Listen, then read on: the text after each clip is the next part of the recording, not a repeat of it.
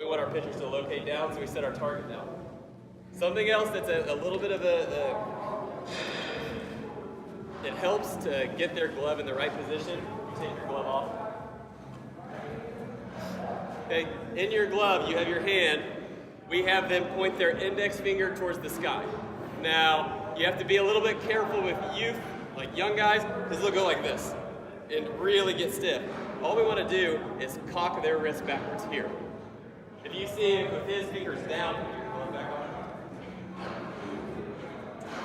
If his fingers are down here, we don't have a good target. And the other thing that happens is balls that run hard glove side, kids will get here and they'll tie themselves up.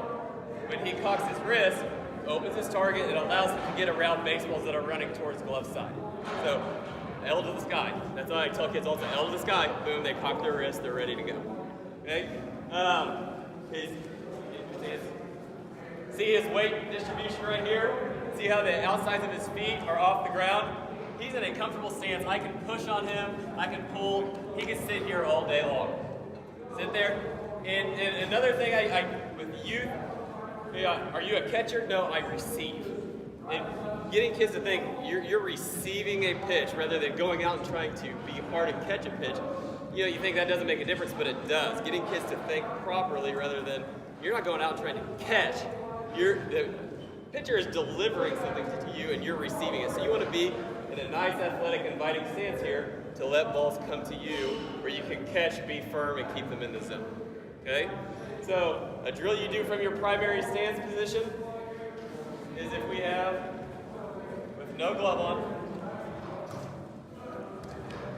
he's in his primary stance, or underhand, I'm on a knee, and I'm just going to deliver baseballs to all different areas of the zone. I work down, I'll work up, work all around, and he is just receiving. What we tell kids, say they're on that side angle, we tell kids, we want to be firm here, soft here. Okay? Firm. You want to dominate the baseball with your arm, but you do not want to get stiff with your hand. Well, nor do you want to lock out and be stiff. You want to have a nice soft hands in baseball. What position do you not want to have soft hands? Catching is the same thing. Okay? Something else that we take out from all of our kids that are catching. Say, hey, do you guys frame the baseball? Nope, absolutely not. Contrary to popular belief, umpires are human. Okay, they are, and they are good enough to see if a kid catches the ball here and pull it in. It'll irritate, especially at high levels. Like we will have varsity umpires come up and be like, "Your catcher's screwed you. He can't do that." It's almost an insult to them. Our job, if a pitch is thrown up here, what is that? It's a ball. Catch it, throw back. Say, throw a better pitch. Don't say that, but that's the idea. Is catch it, throw it back. It's a ball. We are trying to make borderline pitches look like strikes. So what we do is we sway our body and we stick. We catch and we stick. So Zach, I'll have him go this way so you guys can see. Back, front. So they can see your front. No gloves, fine. So he's here, and as I deliver, you're going to watch a little sway of his body. Yeah, that's too straight. But see how he's shifting his upper body to keep it on the midline? Boom.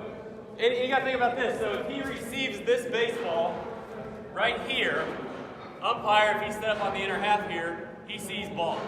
Zach shifts his midline. Now the ball is in line with his midline. Oh, that's a strike. He just took a borderline pitch that was going to be a ball and made it a strike. Okay? Something else that we talk about, it's, there are two different ways to say it. Kids at different ages get it differently. But when you receive a baseball, you always want to catch, it makes sense to me to say catch the outer half of the baseball. Some people say catch it and take it back the direction it came from. For example, so if a ball,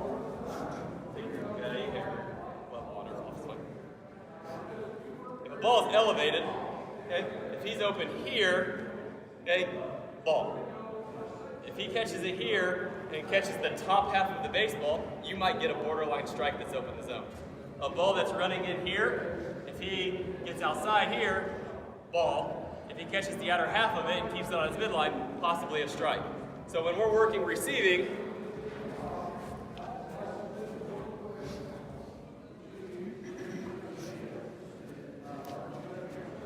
we're here, I will deliver in and out and up and down and try to get him to focus on catching the outer half of the baseball.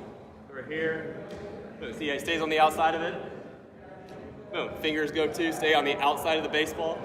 If it's up, he stays on the outer half. If it's down, he stays on the outer half, which is the bottom side of the baseball, catching the outer half of the baseball, okay?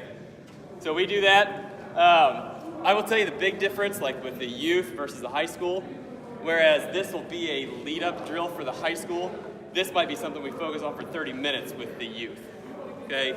You know, it's the same drill, you don't have to modify anything, but for a kiddo that's 8 or 10 years old, it might take them a long time to master this skill, whereas high school, they do it every single day, and then we move on to our next drills, okay? All right, so that's your primary stance. Less than 2 strikes, nobody on base. Next stop is the secondary stance. Now, for me,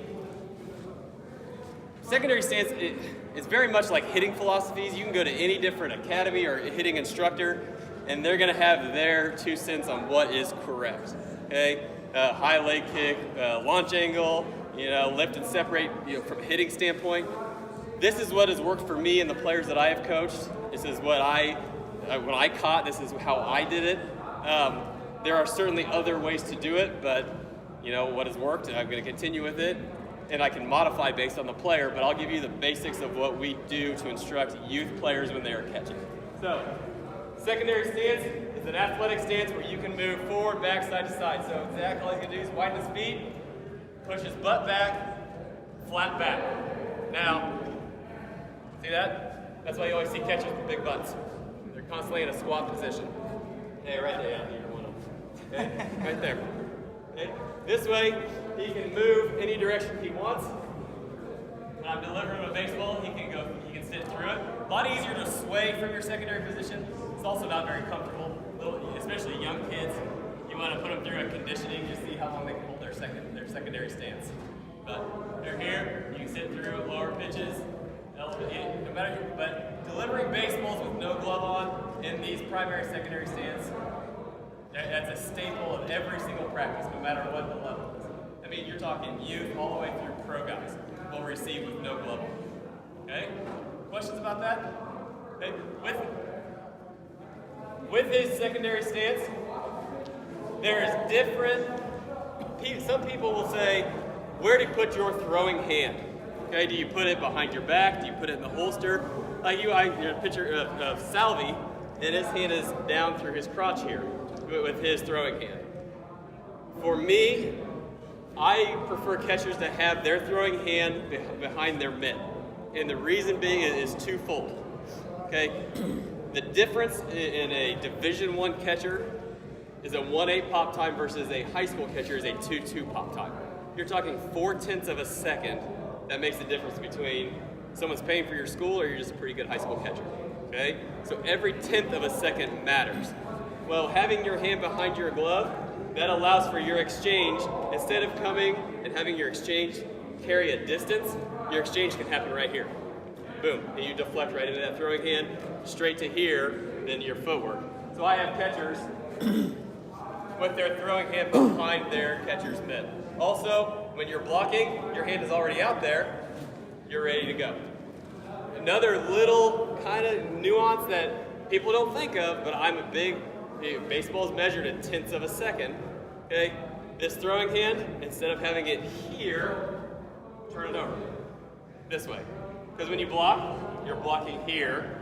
When you're exchanging here. Say, well, what's that matter? That could be the 1/10 of a second between out or safe. Just having your hand turned the right way.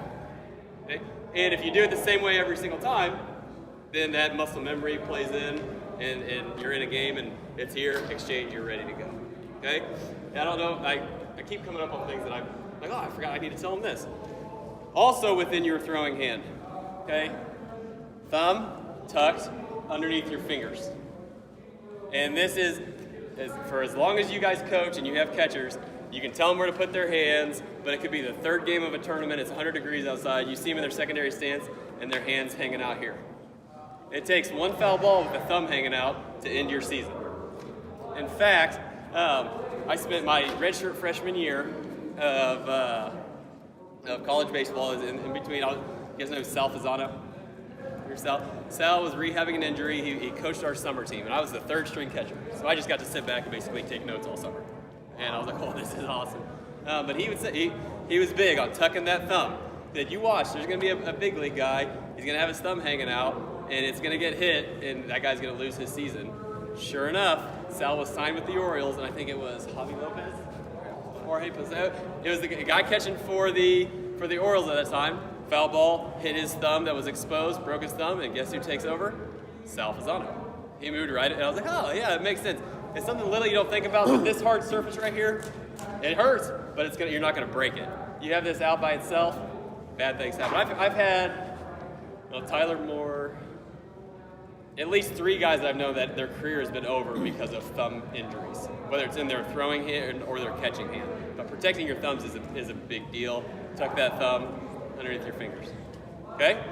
All right, so that covers the receiving with no ball or with no glove, 6 baseballs, primary, secondary stance. You have all of that. Then we'd move on to just straight blocking drills. And blocking, much like the throwing, is a progression. And what a lot of people don't realize, when you block, the first thing to move is your glove. Your glove. A lot of people will think, I need to move my feet, I need to, my knees, it's your glove. And here's why this happens. When he reaches his glove out, you see what his body weight wants to do? His body wants to follow. Okay? If his body follows and he pushes his knees, he's not creating any space underneath of him. If you get kids who want to hop up or back, okay, when they hop up, there is space underneath of them, and that ball likes to find that backstop right between their legs. So he wants to follow his glove in the direction that they go. So if he's in a blocking stance, what I will do with youth players and even high school kids, we get them in their secondary stance. And I'll just say glove, knees. And we back up. Glove, knees. And you see he's pushing his knees to the spot. And now, if there's a pitch on his glove side, and he follows his gloves that direction, that's taking his momentum that way, and now he pushes his knees, and he's ready to catch. Now, if you watch guys on TV, you see big-time catchers, you say, well, it doesn't look like they're moving that way. No. It's if you're breaking it down step by step, that's what has to happen. Very much like your lower half will carry your swing through the zone when you're hitting, but you don't see guys that are, and then hit. It all works together, but you have to have a focal point. And if you focus on your glove going first, your body will follow. Okay? Something else, you can hear different schools of thought on what you do with your elbows when you block. I'm a big guy on surface area, so when he blocks, he keeps his elbows wide, creating width here. Kids that want to tuck their elbows in, they create a hard surface, their chest gets rigid, ball likes to kick off, and even though they're in good blocking position, guy's still safe because the ball is, halfway down the line.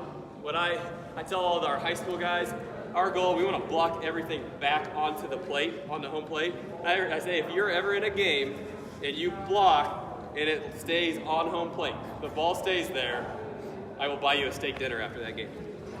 And I've had more than once, guys, they look over, I'm like, nah, not because, but their intention is to keep the ball in front of them. Now, that being said, I'm sure all of you have heard somebody at some point say, come on, buddy, be a wall, right? Be a wall. Well, when I think be a wall, you're thinking a hard surface. Instead, we say be a pillow. Be soft. Be as soft as you can. Oh, minutes. I thought you were just saying I was doing a good job. No. All right, so stand up. Yeah. So one of the ways when, if I'm trying to give kids a visual to understand what I mean by be a pillow, be a soft surface, is if somebody were to come up to Zach, which I've often wanted to do, and punch him in the stomach, and it takes the air out of him, that's what they want to do with their upper half. They want to exhale, get the air out of them to create a soft surface so the ball kills. Can I see one of those balls?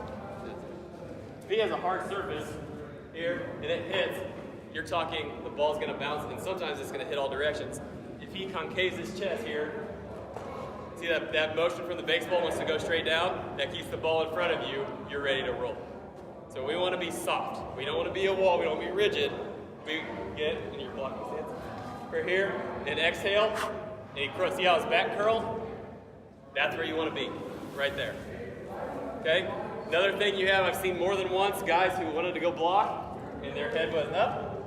And I saw actually one guy, the guy was running up pretty hard on his velocity, skipped the ball right into his throat, and the guy just went, fell asleep right there on the mound, or right there at home plate. So, tuck your chin, tuck your chin. And think, oh, that's an easy one. Especially young kids, they want to go block and they're like this. And they're just showing that throat right there. Nope, tuck your chin. So that's why we do this part in steps. So go ahead and get your stance. In your secondary. Glove, knees. So once they've gone through that 5, 6, 7 times, now we're up. And I'll say, go. Back up. Go. Good. So we've got that straight on mentality here. We were able to block a ball straight up. Next thing you can do is you move into, they're watching your finger move. And it's almost like a football drill, like quarter eagles. You're this way, that way, but you're doing that with a catcher in a secondary stance. So Zach's in his stance, and he is going to block the direction of my fingers. Okay? So I'm here, boom, he pops right back to it. Here, here, here, here. Just like that. That's simple. And the cool thing is, there's some kids who they want to be a catcher. They love it. And they're like, well, I don't have anybody to throw balls to me. Just tell a little sister, tell a little brother, hey, just point directions. I'm going to block that way. It's that simple. So you're here. Once again, down. Up. Here. Here. I like carrying him for a long time because it's tired. Good. Okay, so he's got that straight on. Once we've gone through that, then we can go to, now we have baseballs in our hands.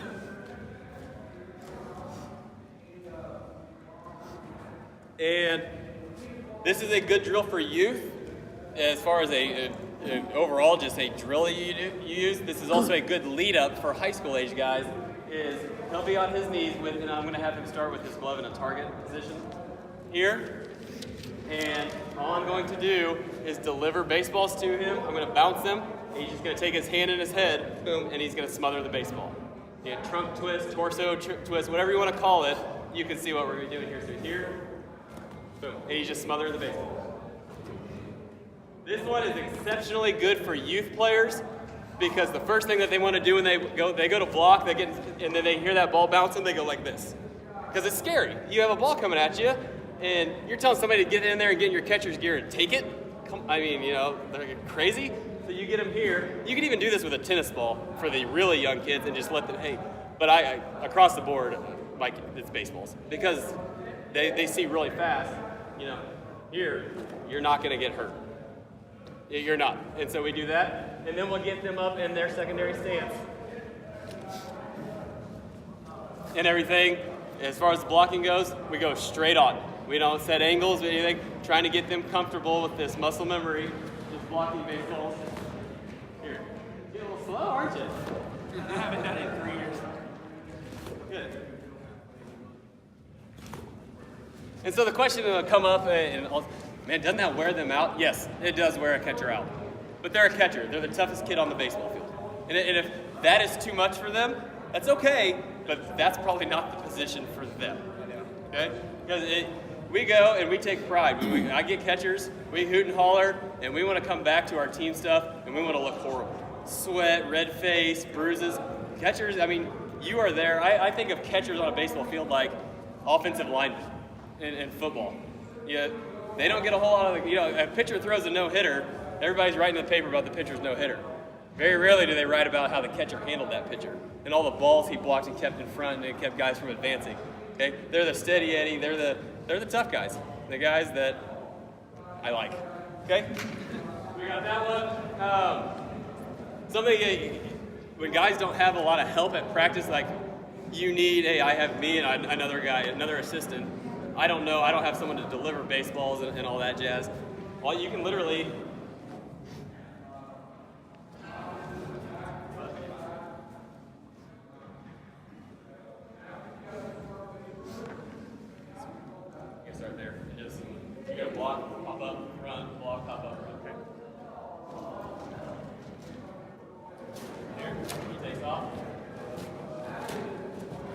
this is very easy to monitor while you're watching guys get fungo reads in the outfield, while you're watching guys get reads, ground ball fungos, and there's no ball in play right there. It's just a drill. Hey, and kids who want your son or player wants to be a catcher, work on their stuff, line up baseballs and get to them and block.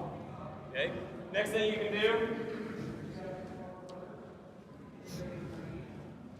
you only have to do a few, is this rapid fire. And I'm running short on time of course you're blocking.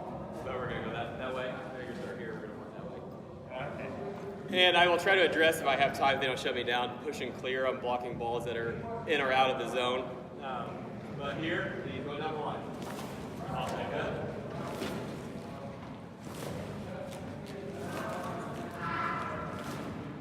Just like that. Like, very simple stuff. What else? When I was talking about pushing clear, and we have a Q&A and stuff afterwards if you want to we talk more about it, because there's a million things we can go into. But if you notice, you hear that good slide with his shin guards when he was going. What a lot of kids will do when they're trying to block one direction or the other, they'll just collapse that side, and they collapse and it creates space and ball kicks off. You want to push off of this side and clear this side to get around the baseball, blocking everything back to the center of the plate. Okay. Another drill you can do, more of on the advanced level. You know, my 10-year-olds just started doing this. We do this in high school. But if you're getting them to work on blocking at angles, Zach's facing forward.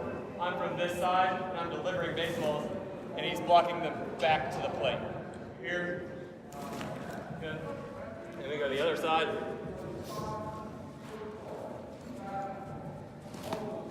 Same thing. You will find with all catchers, they have a weak side of blocking. Like a side, whether it's their dominant leg, dominant hand, or whatnot. Like my glove side was my hardest side to block on. The guys who would run a fastball this way, I knew I had to overcompensate, push and clear, just because that was my weaker side. Okay. For more advanced levels, the guys do start throwing secondary pitches.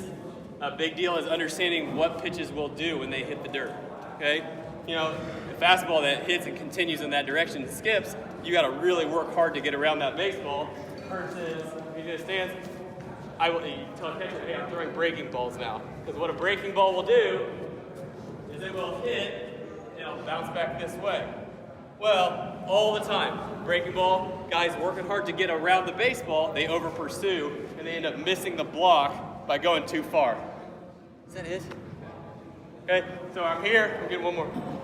Here, and I just get breaking ball spin, just to get him to see the spin, not over pursue, like so. Last drill I'll give you before he really kicks me out, called a mirror drill. If you have two catchers, they can work hard with each other. If he's down there and I'm here, say he is the guy and I'm mirroring him. I'm not gonna do this. 1, 2. But what I would do is we're both in our secondary stances. When he blocks, we block. I would follow his motion. And then he comes back up, and he blocks, and I follow his motion. And you go until you meet the middle. And it's really fun when you got two kids who like to work hard, because this guy tries to move fast, it's too fast for this guy to keep up, and this guy will try to anticipate and try to, like, I see where he's going, I'm going to meet him to that spot. And you keep them going so they meet in the middle, and then you go back to your spots, and the other guy becomes the initiator, and the other guy mirrors him. So, questions about anything? I know I went fast. Yeah? All your blocking comes from the secondary students? Yes. Yes. Some schools have thought, you know, they say, we tell our kids to block everything. In every stance, some will say no. I tell catchers, youth catchers, I prefer them to block everything. Just because, why not? And umpires like it, if you're protecting them. But if blocking will be from your secondary stance. Anything else? Yeah? What are your thoughts on youth catchers using these segments? I use them. If they use them correctly, have people ask all the time. I think that's a preference thing. You know, They don't hurt anything. I've seen some kids who will wear them up here, wear them too high, and that will separate the knee joint. And there's a lot of bad stuff in there that can be exposed when you're separating that knee joint. But wearing them low, just giving them a little support when they're sitting low, I really like them, but I also had 3 major knee surgeries, so I needed that support. Yeah. Anything else? Hey, Coach, on that note, Yeah. how do you like the chest protector fit? Tight. Adjustments. Body armor tight. I see a lot of. You kids all the time. You see this? I'll take kids all the time, and I'm pulling tight, and then shin guards tight enough that they can wear them without hurting themselves, but it's tight. You don't want it. There's a reason like wrestlers wear singlets. There's no restricted movement. That's a lot of gear on. You don't want any restricted movement. You want that tight that it almost becomes a part of you. Yeah. Anything else? Oh yeah.